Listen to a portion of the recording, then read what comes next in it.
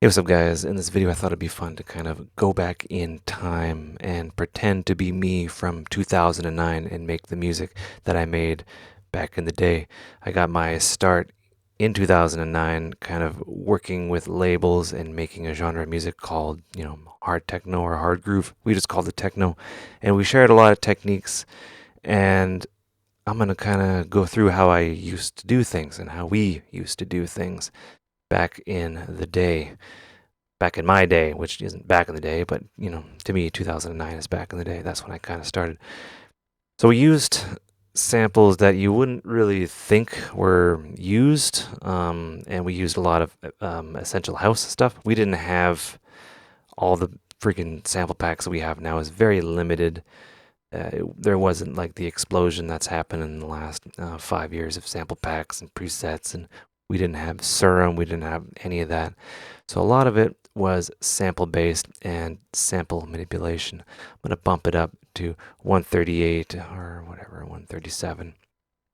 We used Vengeance House stuff, and you're thinking, okay, Vengeance House stuff. How far away is that? Well, a lot of them were made in 2005. The date on the actual samples here. I don't know why some of them are missing. That's kind of weird, but whatever. So yeah, let's start off with a kick. Let's find one. Okay.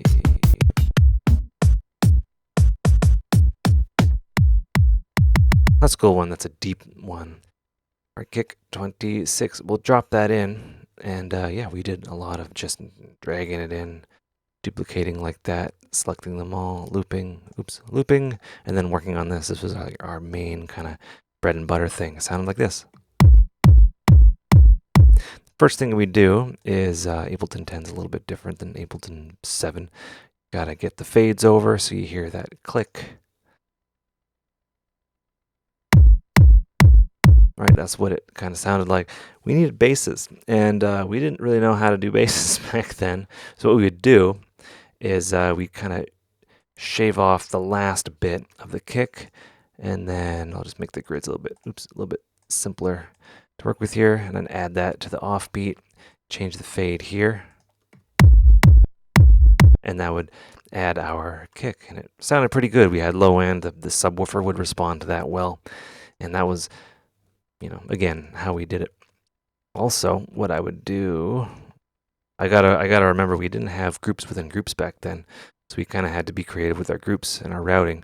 But I'll get into that in another video probably. I will EQ this,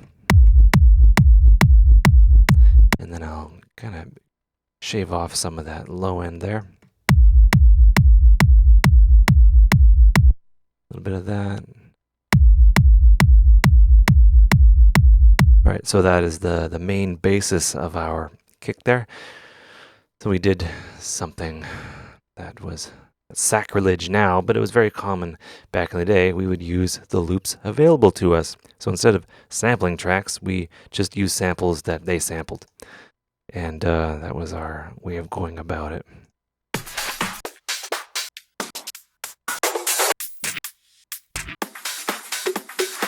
Okay, I'll use that. Let's just get 2 or 3 down here.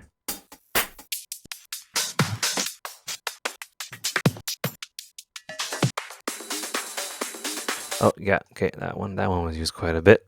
I can tell you right now.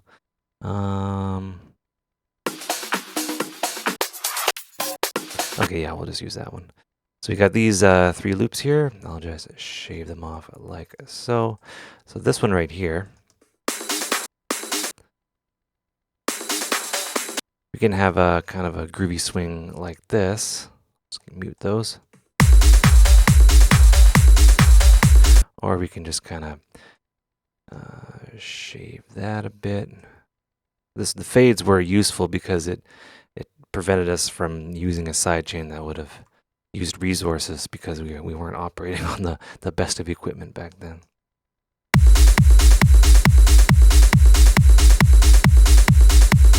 And what we do from there is we'd EQ it a bit.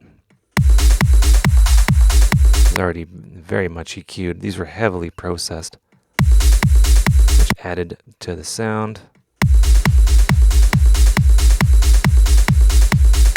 And then I always added a ping pong delay. I added a lot of ping pong delay to stuff.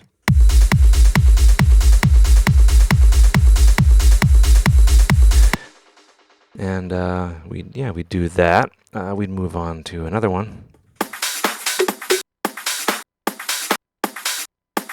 Okay, so I want that right there. We're just basically chopping up some samples.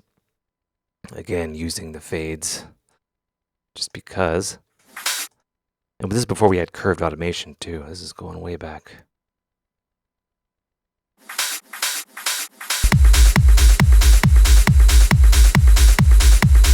Alright, so we got that.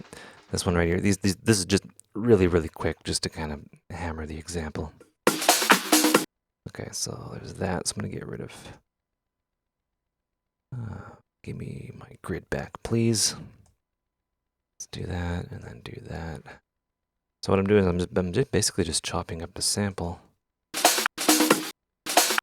And I don't want those kicks to come through, so I'll just get rid of those. Oh yeah, I'll get rid of that. We loved our fades. A lot of guys, they used FL Studio, but I think I converted a lot of them to Ableton, just because I was like, hey, this is it's super easy to do this. Well, it might be just as easy in Ableton, but whatever. And kind of bring it down, maybe.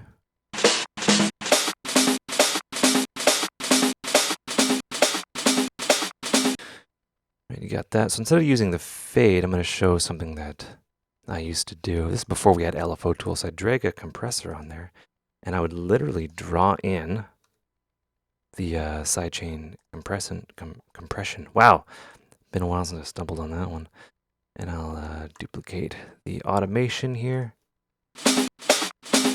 and that would kind of affect it that way. Worked quite well. Let's get some more reverb in there. And get some EQ. Yeah, we cleaned up a lot of the low end as well.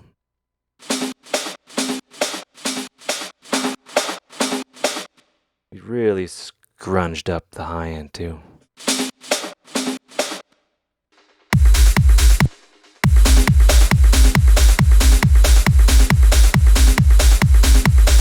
Then we would group this, and mind you, we only had one group, which is pretty crazy. And I'd maybe put like an SSL or like some sort of tape compression on there. But then we'd move on to samply bits, even more so.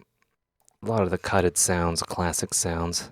Oh, do I still have it? Tidy had a sample pack from back in the day. Yeah, Tidy track samples. Cool. Hits and stabs. These were classic. 2000. Wow, we're going way back.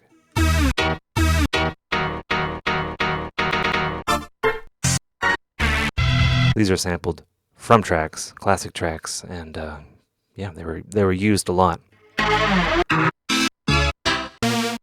Used a lot in the production of Hard House, but I kind of co-opted them and started using them in the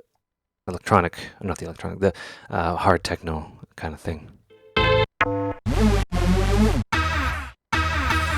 Right, so I kind of added there.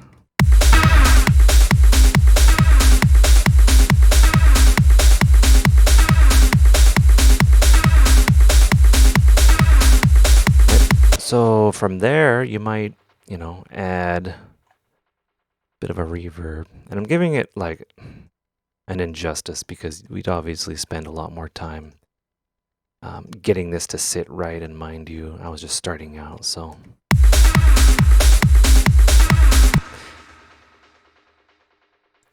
And what else would we do? Well, what I would do as like a transitionary thing is I'd add the auto filter here with the resonance just on this group.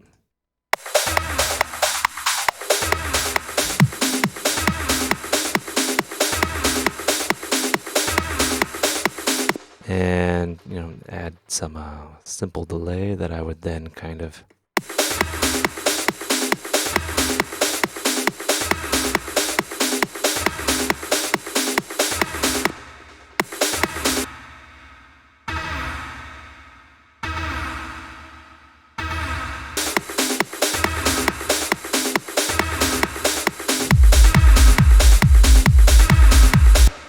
just as an example.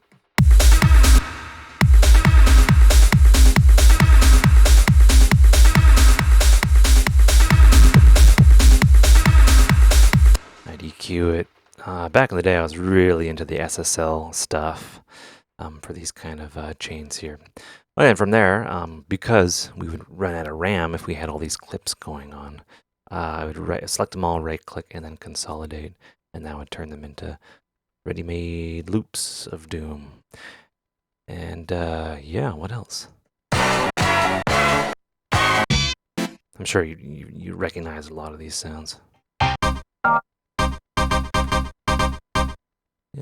Yeah, contrary to popular belief, we did have Ableton did have a sampler,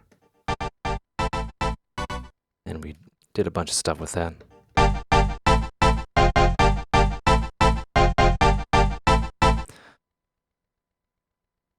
And what else? Yeah, a lot of white noise, a lot of crashes, just a lot of just using samples, manipulating them, doing weird stuff, changing them, recontextualizing.